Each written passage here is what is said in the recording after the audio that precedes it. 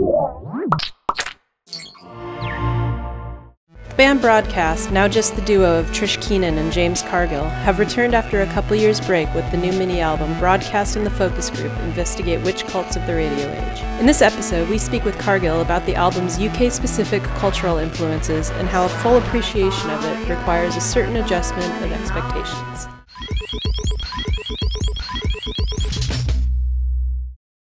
Everyone goes to every show with expectations. It just depends whether, if they're dashed, whether that's going to upset you or kind of thrill you. I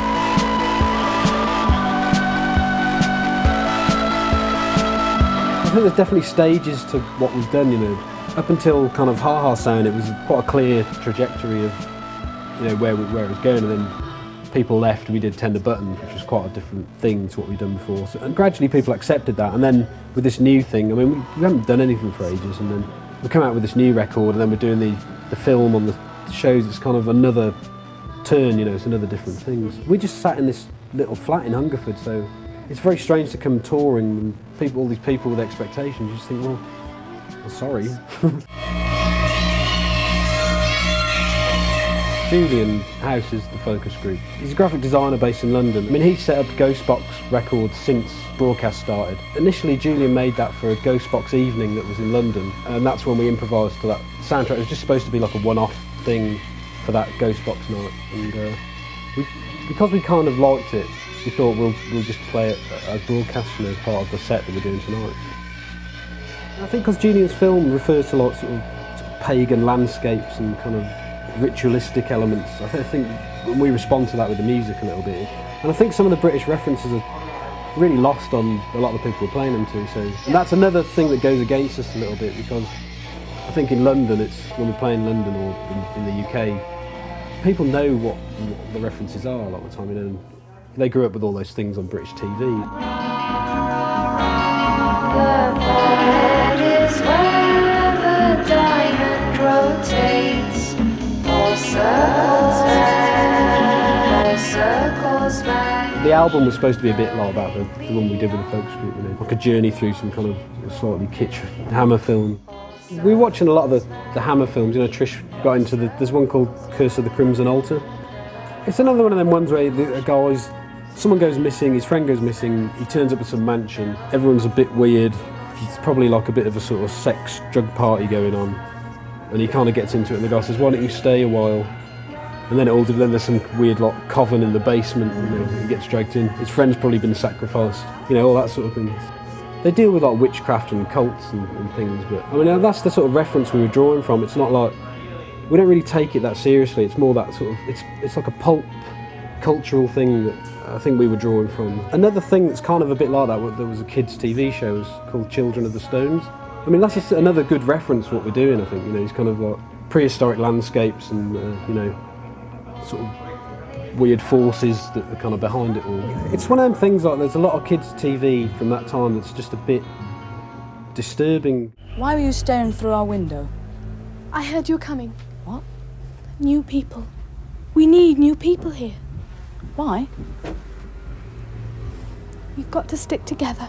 And I kind of look back at it, I think, why were they giving that to kids my age, you know? Can't quite understand what was going on in the 70s, you know. It's an odd decade. It seemed like everyone was slightly caught up in those thoughts, you know. And there's TV programmes like Sky is another one it's a bit of a kind of like lo-fi Man Who Fell to Earth thing. It's for kids, but there's quite disturbing elements to it. You know, I watch it now and it's quite a slow pace to it, and you know, just weird stuff happening. In Sky, he's a bit, they've modelled him slightly on Bowie, you know, he's got that sort of look, you know, he's kind of slightly effeminate, kind of skinny guy who speaks a bit faintly. He's a bit ill as soon as he lands on Earth, you know, he needs people to take care of him. But I think in Sky there's much more of an ecological sort of message overall, you know, when you get to the end, it's like, oh, that's why he's come from the future to tell us to look after our planet, sort of thing. There's no need to make it hard on yourself. What's your name, where'd you come from, and what are you doing here? That's all we want to know. It does not concern you what my name is, or where I have come from, or where I am going. It's quite weird because there's lots of white noise and, you know, lots of zoom-ins on the camera and stuff. It's kind of like, it's probably had the same effect as like the beginning of Doctor Who, the tiles, you know. As a kid you'd probably like hide behind the sofa when it was on.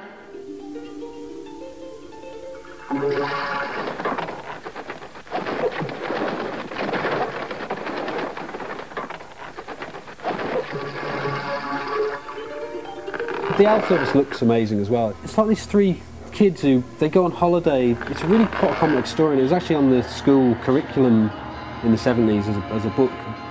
But these three kids who go on holiday, and the one girl discovers like this tea set in the attic.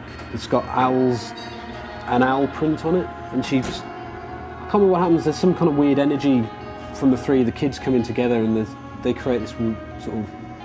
That's what I like about it. It's all like just fragments of memories. I don't really want to know about it all. It's just like I like the memory of it. You know, those things really feed into what haunts you about it. You know, there's memories of watching it on maybe a TV that you couldn't quite tune in properly, and then being off a video or something. It's almost like before Star Wars, before the blockbuster happened, things had a pace about them and a kind of content that was, you know, it was just different to what's now. You know, it was slower and more involving, I think. And to watch that stuff now, you really need to recalibrate yourself a little bit, because otherwise you just kind of, this is boring. This is really boring. I can't get through the first 10 minutes of this, which is a bit like our set tonight. So you need to recalibrate yourself.